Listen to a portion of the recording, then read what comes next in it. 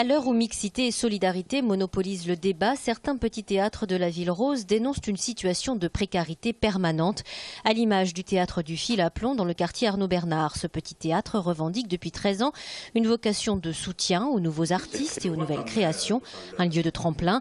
Alors le mois dernier, dans un courrier adressé à la ministre de la Culture, l'un des fondateurs du théâtre ouvre une réflexion. Qu'une toute petite partie de ce qui est accordé aux scènes nationales soit redistribuée à des petits lieux comme le nôtre.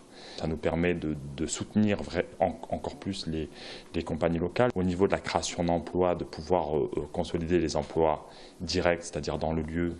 Mais quand je dis ça, je ne parle pas que du Fil à Plomb, je parle vraiment de plein de petits lieux qui sont dans la même situation.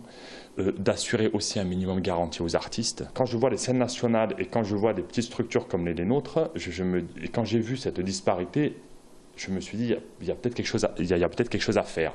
La démarche n'est pas accusatrice. La mairie de Toulouse contribue ici pour 30 000 € au budget annuel de fonctionnement du théâtre. L'objectif, c'est donc de réfléchir à une meilleure répartition des subventions. Pourquoi pas alors 1 à 2 % du budget des grosses structures ou des scènes nationales pour aider les plus petites. Badreddine Reguieg a conscience qu'il est peut-être un doux utopiste, mais il rappelle que les grands auteurs et les grands comédiens se sont d'abord fait connaître dans des lieux confidentiels.